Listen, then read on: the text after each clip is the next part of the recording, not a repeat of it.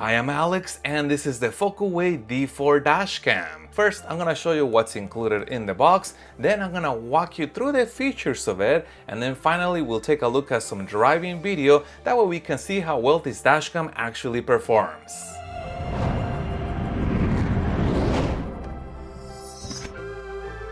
And as always, I have placed a link in the description down below to this dashcam in case you'd like to get one for yourself. And as far as mounting the dashcam, there is double-sided tape on the back. I'm gonna go ahead and peel this back and line this up on a clean windshield. And the mount supports adjusting the viewing angle. This is how far it goes in one direction, and this is how far it goes in the other direction. And the mount does allow us to remove the dashcam in case we needed to clean the windshield. Memory card bay is right here, and they already include a 64GB memory card. However, this dashcam supports memory cards as large as 512 gigabytes. And to power the dashcam, they have included this automotive adapter, USB-C connector, and the adapter does have an additional USB port on the back, so we can power the dashcam and another device of our choice. And the rear camera is meant to be installed on the inside of the vehicle. There's double-sided tape right here. I can peel this back and then attach it to the car. Additionally, this mount does support adjusting the viewing angle. I'm going to show you how far it goes in this direction, and how far it goes in the other direction is actually quite a bit, almost all the way back. Quite a bit of range. And finally, we get the rear camera extension cable, which uses a USB-C connector. And we are shown the front of the vehicle, but we can switch the view with this button right here. Tapping that is going to show us the rear view. Tapping that one more time is going to give us a split view with the rear and then the front on this side. Tapping that one more time, it returns us back to the front. And holding the button down will also enable Wi-Fi. The second button right here can temporarily mute audio recording. Tapping that one more time resumes audio recording. But also holding this button down allows us to take a picture. And tapping the third button brings up a screensaver while the dashcam continues to record. You can see that red blinking dot right there. Tapping this one more time brings us back to this screen. And this button right here is gonna allow us to flag and protect the video that is being recorded so we can find it in the future. And finally, this button right here allows us to stop the current recording. Tapping this one more time re-enables recording. And we can also control this with voice commands. Let's test it out. Take photo, lock the video. You can see that it's been locked. Video stop, video start. And to access the playback menu, first I'm gonna stop the current recording, then I can access the menu. Now I'm gonna use the arrows to move to playback and hit OK. And you'll find that the videos have been sorted out into folders. The very first folder contains normal video, potentially us just driving around. The second folder, video that could potentially contain car crashes. And the third folder, videos that were taken during parking monitoring. And finally, a folder for any pictures. But let's go inside of that normal folder and you'll see two additional subfolders, videos for the rear camera, videos for the front camera. I'm gonna hit OK. And then I can navigate the videos with the arrows till I find the video that I want. And once you find the video that you want, you can hit OK on there, and tapping OK begins to play back the video. And I'm gonna pause the video. You can also do a couple things from here. If I put the stop button right here and then press this button one more time, now it gives me the option to delete the current video or delete all of them. But now let's move over to settings by going into the setup. And the very first option is gonna be resolution, where we can run this at 4K for the front while the rear stays at full high definition, or we can lower that to fit more into our memory card to 2K for the front and the rear at full high definition. But notice that if we lower the resolution to 2K, we get an increase in frame rate, 60 frames per second. That can potentially enable us to capture fast moving objects, potentially even license plates on vehicles moving very fast. Or if we really wanted to maximize the memory card, we can lower that to standard 2K and 30 frames both for the front and the rear. And what's pretty interesting is that this dashcam allows us to turn off loop recording. This is an extremely rare option. I don't recommend that you turn off loop recording. I recommend choosing between 1, 3, or 5 minutes. That is gonna mean that the video is gonna be segmented into smaller clips, 1, 3, or 5 minutes in length, and that ensures that the dashcam is always gonna have fresh video for you because it's automatically gonna overwrite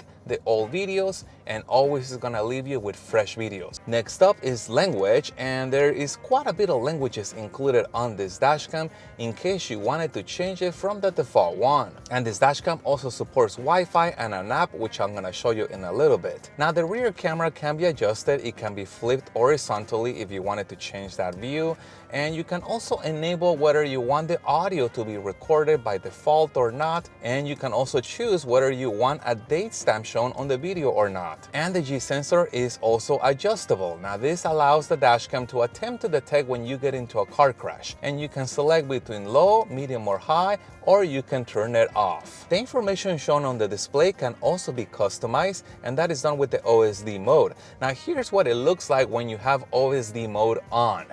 And here's what it looks like if I turn off OSD mode. We also get this screensaver option, and we can have that screensaver kick on after a certain period of time. And here's what the screensaver would look like. Now, when the screensaver is on, the dashcam will continue to record. And the screensaver can also be customized. We can be shown the normal screensaver, or we can have the dashcam turn off the screen entirely while it continues to record. But let's move over to the next page, and what I want to show you is the parking monitoring options.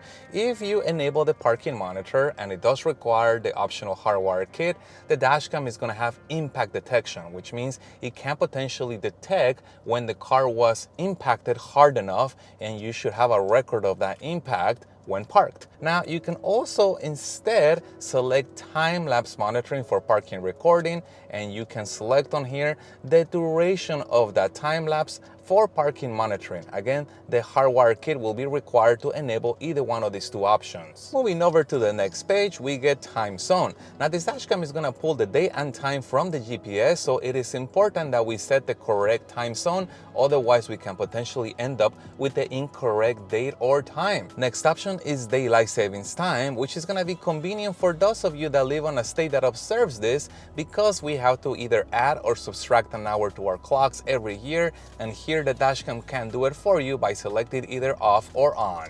And this dashcam uses the OK Car app, which is available for Apple and Android devices, and it connects to the dashcam using Wi-Fi. And as you can see, we are shown the front view of the vehicle and the rear on this picture-in-picture. But also using this icon right here can show us a larger view. But also notice that there are a couple icons on this side that allow us to control the dashcam. Now the first one allows us to change the view. Here we are shown the front view only. And what's interesting is that there is some kind of zoom function. Now this is something rare. I don't see this very often, so I'm kind of glad that they included that on here. Tapping this icon one more time is going to show us the rear view. Tapping this icon one more time returns us back to that split view. And the second icon allows us to stop the recording.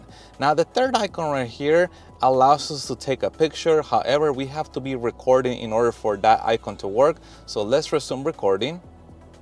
And you can see over here that red blinking dot. And now if I tap it, now I can take a picture. Now let's move over to playing back the videos. That is done with this icon right here. And what you'll find is that they have been sorted out kind of similar to how they were on the camera. I love how they spell normal on here.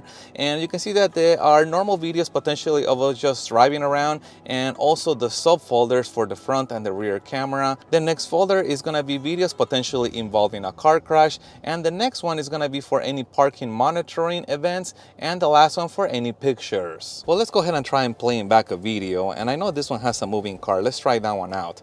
And what's going to happen is that the dashcam is going to stream the video from the dashcam to the phone. And what I found out during testing is these are fairly large files, so you can see that it takes some time to stream that video to the phone.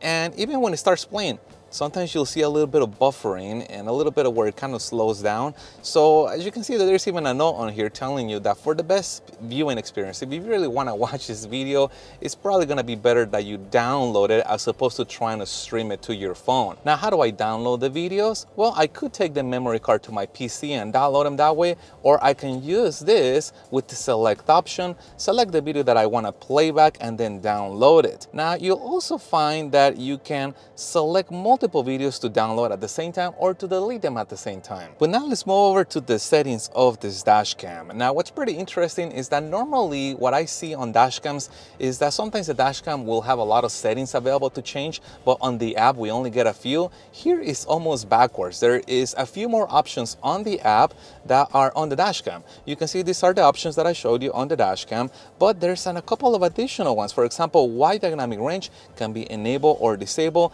The exposure, if you found the video too dark or too bright, can also be adjusted. And probably the best feature of this app is that we can get firmware updates directly from the app, be pushed to the camera, as opposed to having to do that manually on a computer. But now that I've shown you the features of the app, let's go take a look at some driving video, including the audio test, to see how well this thing actually performs.